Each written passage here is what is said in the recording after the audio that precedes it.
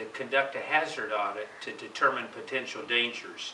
And for instance, in the bank that I work for, what we look is around the premises to see if there are any areas that are a potential either trip hazard or an area where someone might be able to conceal themselves and then surprise either an employee or a customer coming into the bank for a potential robbery.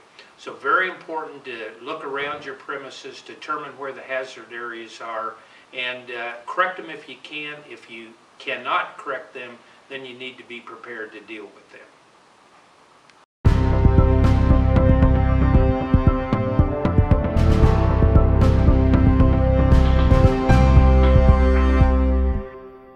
Step 2 is to make sure that first aid supplies are available.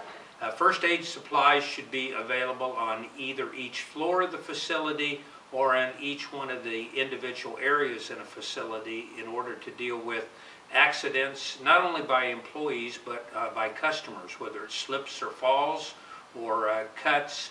First aid supplies are essential in a preparedness mode for any organization.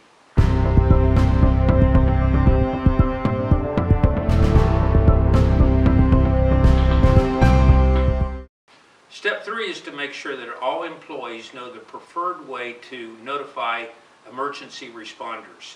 Police and fire are notified by calling 911. Also, each facility should have posted the numbers for the electricity, phone, gas, any other type of an emergency situation, including the hospital and the EMS services, should be notified by phone after calling 911.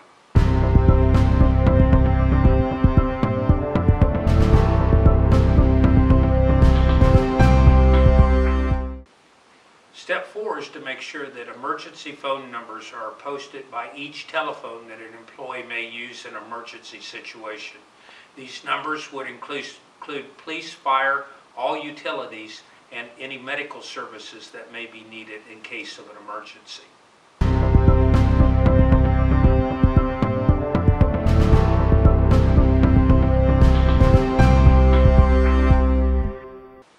Step 5 is to make sure that emergency evacuation routes are posted on each floor of the facility in order that an individual that needs to exit the building can find the nearest exit and the quickest route in order to get out in case of an emergency.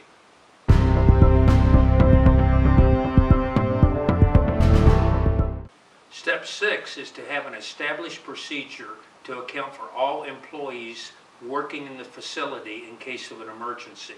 In the case of the bank that I work for, each supervisor has a list of their employees, and then 2 executive members have a list of all employees. All employees are directed to assemble in a location about 1 block from the main facility, and they will be accounted for at that time.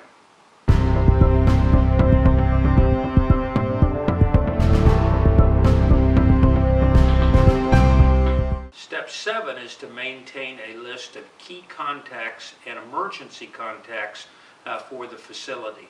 In the case of the bank that I work for, myself and one of the other officers are key contacts, and we not only are the ones that have the ability to contact other supervisors in case that we need them, but we are also the contacts for any press releases that may take place. So it's very important to have a list that with phone numbers and both home and cell phone numbers in order to make quick contacts in case of an emergency.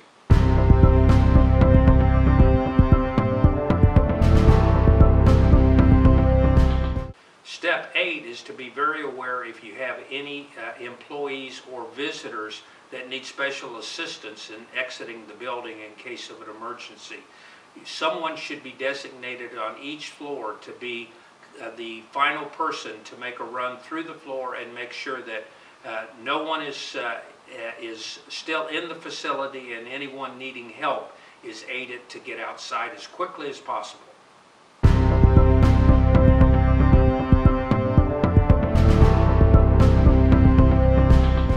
Step 9 is to ensure that the emergency action plan is reviewed with all employees on a regular basis.